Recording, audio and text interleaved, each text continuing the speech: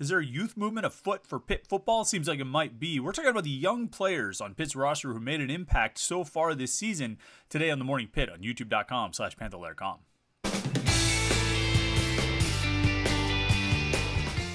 All right, it's Wednesday, made it to midweek here on the Morning Pitt, youtube.com/Panther-Lair.com. I'm Chris Peak from Panther-Lair.com. You know the deal. It's Panther-Lair.com is the website below. You see that name. That's not a link. Don't click it. That's just an image. But you can type it into the address bar above and go get the most comprehensive source of Pitt sports news on the internet. Football, basketball, and recruiting. You find it all at Panther-Lair.com and message boards to talk to other Pitt fans. All day, every day, Pitt fans are hanging out and talking about Pitt sports at Panther-Lair.com, Pittsburgh.rivals.com, and our YouTube channel right here, youtube.com/Panther-Lair.com, where you get all of our Pitt video content. We have these daily Morning Pitt videos Monday through Friday to get your day started with a little bit of Pitt sports talk. We have press conferences and highlights and video interviews and all of those things. We have our weekly live show, like the one we're going to do tonight at 8:30 p.m. Me and Jim Hammett will get together for an hour of Pitt sports talk. We'll take your comments and questions to get involved in the discussion and get involved in the conversation. And then we have our post-game shows. Do those as live streams right here on youtube.com/Panther-Lair.com. We'll be live after the Wake Forest game on Saturday. 3:30 game, guessing we'll start the post-game show around, ideally like 7 would be great. Last week's Pitt game went pretty long. Ended up being close to 3.5 hours. We still managed to get on time, get online and start the post-game show probably around 11:30 or so. So this week, it's a road game. We'll be watching from the Panther-Lair studios here in suburban Pittsburgh. And I don't know. We'll probably shoot for around 7. Might have to be 7:30 depending on if the game goes long. But we'll keep you posted on that on social media. And if you want to make sure you don't miss any of the live streams, you want to make sure you don't miss the post-game show, subscribe to our YouTube channel, youtube.com/Panther-Lair.com, and you can turn on notifications. You'll get an alert sent to your phone whenever we go live so that you don't miss any of our video content, or you won't miss any of our live streams. So there's a spider crawling across this court. I had to flick him off rather aggressively because I don't need to deal with that. Although now he's off somewhere in the world here in the Panther-Lair studios. So we'll be keeping an eye out for that. If you hear me yelp, you'll know that I just got bit by a spider, potentially radioactive. That would make this live stream or make this video certainly far more interesting than it might be otherwise. Youth movement. Let's talk about young players. Let's talk about some of the young players who made an impact for Pitt this season, who have looked pretty good for Pitt this season, who are getting on the field and maybe could be a little promising for the future. And I say this as photos of Shane Simon and Sibo Flemister pop up next to me. That worked out really well since those guys are super seniors who will be out of eligibility. Our next photo is Pat Narduzzi and Jeff Brom. Can you give, whoever's running this slideshow during our videos, can you give me a photo of someone who's going to be, there we go, Christian Baer, huh? 2 years left after this, and that's a great place to start. A lot of my focus is on defense, but when you look at offense, you're seeing some of these young guys who are going to be here next year and the year after that. Tomorrow's not promised to anyone. You can't guarantee that anybody's going to stick around for very long, but I think we can at least talk about who's got eligibility remaining, who's got eligibility to come back in 2024 and potentially come back in 2025. And Christian Baer has eligibility to come back in both of those seasons if he is so inclined. I think when you're in a season like this, just about any season, you always have an eye to the future. But when you're in a season like this where a team starts off 1-4, they finally get a win, they're 2-4 at the halfway point of the season, certain goals are no longer relevant. In relevant pursuit anymore. Winning the ACC championship, getting to Charlotte is not a relevant pursuit at this point when you've already lost a couple of conference games, as Pitt has. I highly doubt that 6-2 is going to get you to the conference game, 6-2 in conference play, I should say. And that would be the best case scenario for Pitt at this point, as they sit here at 1-2 after losing to Carolina and Virginia Tech and then beating Louisville over the weekend. I highly doubt that Florida State and even Louisville for that matter, or North Carolina, I highly doubt that, and Carolina would have to lose 3 games for Pitt to jump them. So we could take the ACC championship game off the list of relevant goals and relevant pursuits now you're aiming for bowl eligibility, and that's going to be a quest that's continued. But in the meantime, over the course of the season, you do have a process of identifying young players who could potentially help you, not just now, but for the future. And I don't think the coaches are approaching it as, let's start playing those young guys and find out what we've got. They're still trying to win games, and they want to go with the guys who they feel will give them the best chance to win. Pick one of the freshman offensive linemen, not B.J. Williams, but Ryan Coretta might be your right guard of the future, but you're not necessarily going to put him out there right now because you're still looking for the guys who give you the best chance to win. If B.J. Williams is one of them, so be it, but he's a freshman getting snaps on the offensive line. So while I don't think there's a specific intention to get the young guys on the field, it is happening, and it's happening in a number of spots. They got Christian Bayer out there. 2 years of eligibility remaining after this year, so you're going to get a look at him. I think on defense in particular, you're seeing a bunch of guys in the starting lineup and in the rotation getting a lot of snaps when they've got a lot of eligibility left. I think it starts up front with the guy who just popped up in the photo. That's perfect, Sam Okunlola. Sam Okunlola, I think, has been one of the I don't want to go overboard and say he's been the most impressive defensive end so far. I mean, his snaps have been sort of on a steady increase. He really only got significant snaps in the last 2 games. But this past game, he was, I think, 3rd among the defensive ends in snaps in the Louisville game. Only a handful of snaps behind Nate Temple and nearly 20 snaps ahead of Bam Brima, who was listed as the starter defensive end on the official depth chart last week. As an aside, let that be a lesson to you about the official depth chart that they release. They finally switched Bam Brima and Nate Temple after Brima had started a couple games. And who starts at Louisville or against Louisville? Nate Temple. So, and now this week they've got Temple starting again. So maybe Brima will be back, as the starter, since Temple was listed on the official depth chart. Never mind all of that. Sam Okunlola is playing as well as any of them, and potentially playing better than those guys. He's got 3 sacks, which ties for the team lead so far this season, despite playing a lot less sacks than some of the other guys who have the same number or fewer sacks than he does. He's showing explosiveness off the edge. You can see him settling in and really kind of growing into the role and understanding how to play the game, being on the field and making an impact. I don't think it's easy to just walk off the bus and start being good at college football. I think you have to get comfortable out there. And I mean, you're seeing it with a lot of these guys, and I think you're seeing it with Okunlola. And you're seeing, I think, enough that you can feel optimistic about his future. I mean, shoot, I'm optimistic about his immediate future, like Saturday, and the Saturday after that, and the rest of this this 2023 season. I think he's going to keep making an impact. I still think Dayon Hayes is going to be good. Last week I predicted Dayon Hayes was going to have a few breakout games coming up. I still think he will. He led Pitt in pressures, according to Pro Football Focus, in the Louisville game. So I think he's still going to end up being the leader of this defensive line and end up leading the team in sacks is still sort of my prediction. But Sam Okunlola is really developing nicely and showing that he can make an impact and he can be good. And that's a huge positive for Pitt because he's only a redshirt freshman right now. He's got the rest of this year plus 3 more years of eligibility remaining that he could potentially play here. I don't know if he's going to play all of those 3 years at Pitt or in college or whatever it is. We're not going to... we could talk ourselves to death about those kinds of hypotheticals, but he's got that eligibility remaining. And so every positive step he makes this year in games and in practice and just, steps forward, it's all building for a better tomorrow when he's leading that pass rush, potentially as soon as next season. And I think that's a big, it's a huge bonus. And I think Okunlola, like I say, he just continues getting better. The linebackers too. I was trying to think, and I meant to look back through this. There haven't been many linebackers who didn't redshirt under Pat Narduzzi. Servassier Dennis, I think, did not redshirt in 2019, but he ended up mostly playing on special teams. He got a little bit of time on defense, I think, early in the season, and that pretty much went out the window.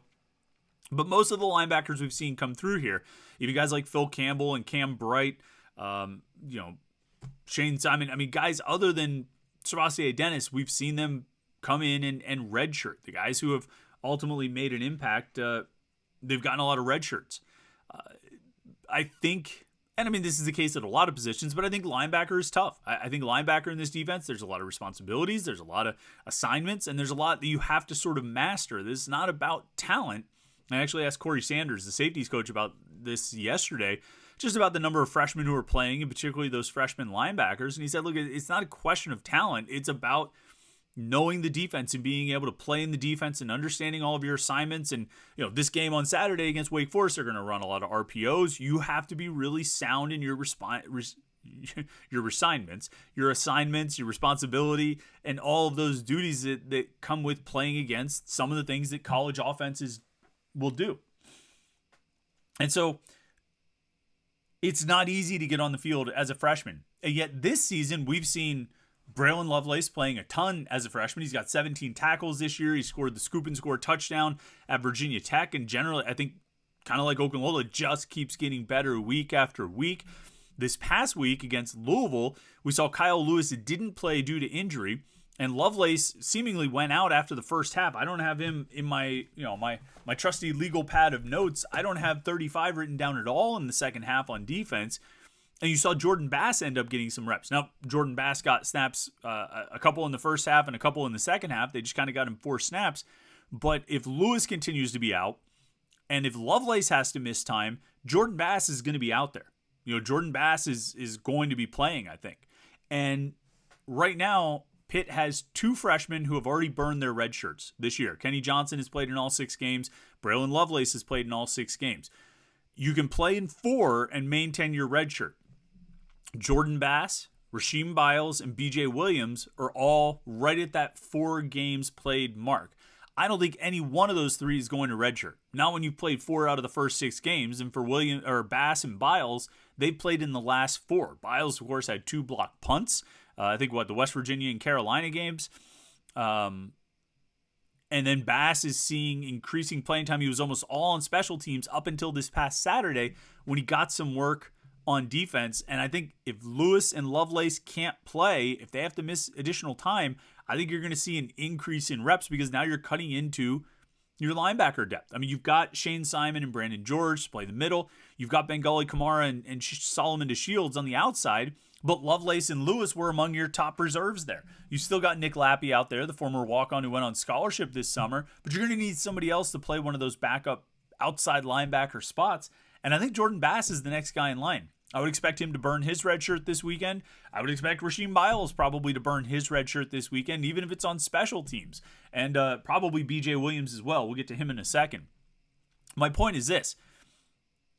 It's very rare that a linebacker doesn't redshirt in this defense. I mean, over the course of Pat Narduzzi's first 8 years. Here in year 9, all 3 of them are going to burn their red shirts.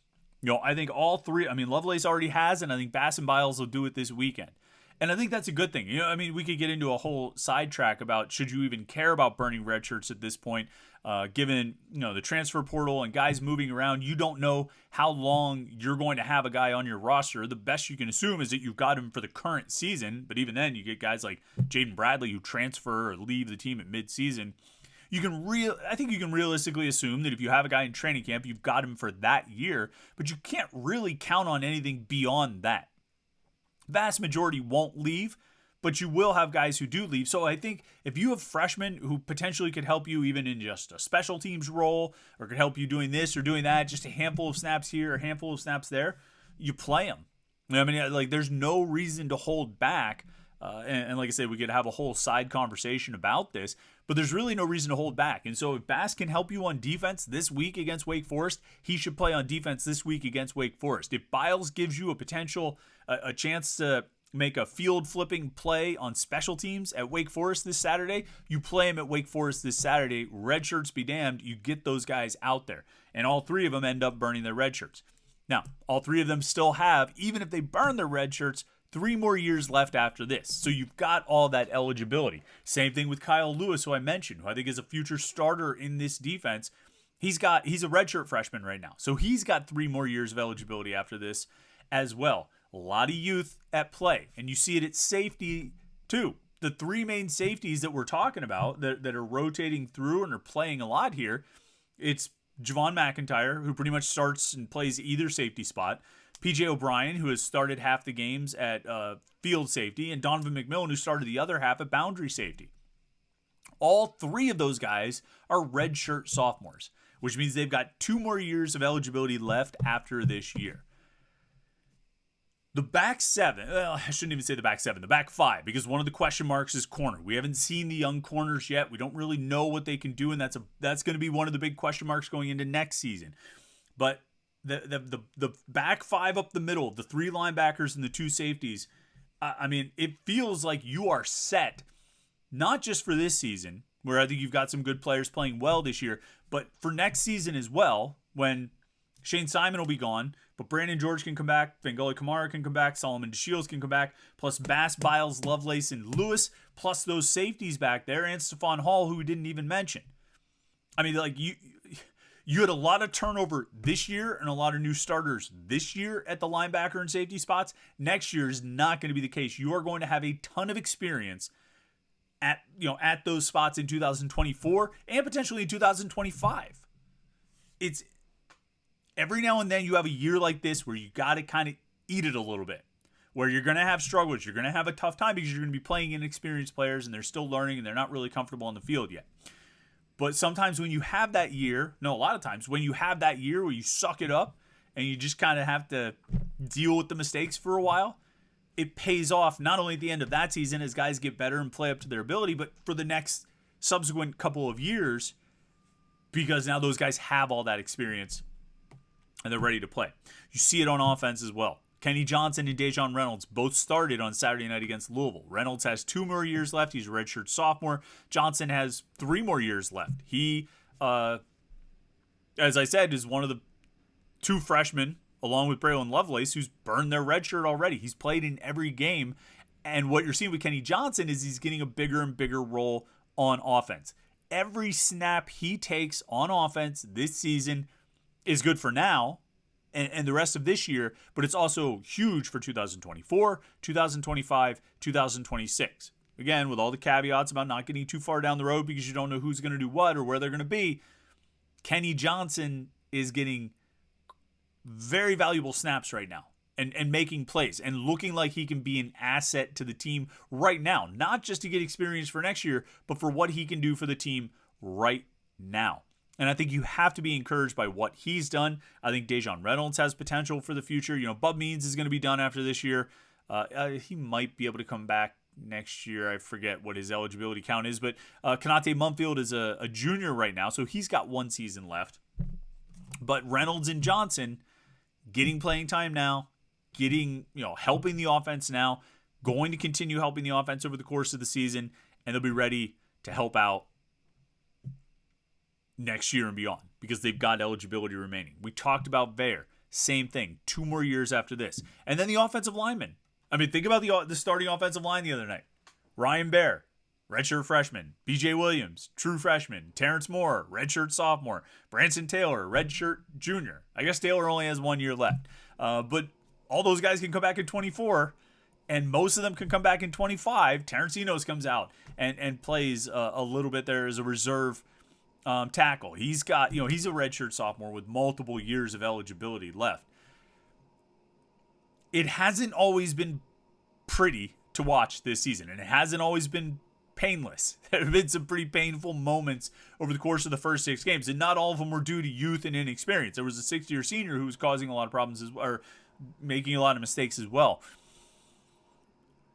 But if you can stomach some of the mistakes, and I think fans often like to champion this line. I'll take some of the mistakes to get these guys out there and see what they can do.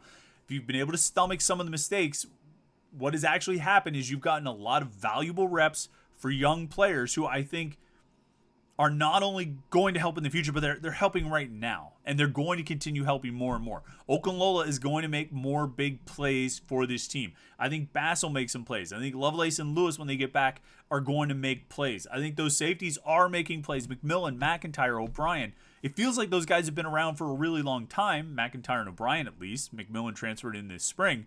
But it feels like they've been around for years. This is their first year as starters. And I think you can already see the improvement game 1 to game 6. And you're going to continue seeing improvement. Johnson, Reynolds, Baer, Williams, Moore. These young guys are making an impact, and that's good for the future. Now, they need more young defensive linemen to step up. No question about that. Need more young cornerbacks to step up. Not really sure what you have at young running back. But with some of these spots where guys are playing a lot, I think they're making a really positive impact, and it's going to, I think it's going to pay off in the short term and in the long term. So we'll see. It's something to look forward to, I think, on Saturday. Does Jordan Bass get out there? Does Rasheem Biles get out there? Does Okunlola make more plays? Be keeping an eye on those guys and more when Pitt plays at Wake Forest on Saturday afternoon. All right. Don't forget, tonight, 8:30 p.m., we will be live. Me and Jim Hammett from Panther-Lair.com will be taking your comments and questions on the 1-hour Panther-Lair show right here at youtube.com/Panther-Lair.com. You're worried you're going to forget about it? Subscribe to our YouTube channel and turn on the notifications. And you'll get an alert sent to your phone so you never miss any of our Pitt videos, any of our live streams, any of our interviews that we post, anything like that. You won't miss it right here at youtube.com/Panther-Lair.com. So like this video and subscribe. We would appreciate it. And then go check out Panther-Lair.com, Panther-Lair.com, Pittsburgh.rivals.com for the most comprehensive source of Pitt sports news on the internet. Football, basketball, and recruiting, you find it all at Panther-Lair.com and message boards to interact with hundreds and thousands of other Pitt fans. All day, every day, Panther-Lair.com. Live show tonight, 8:30, and then we'll be back with you tomorrow morning for another Morning Pitt. So enjoy your Wednesday. We will catch up with you tonight and then tomorrow right here, youtube.com/Panther-Lair.com.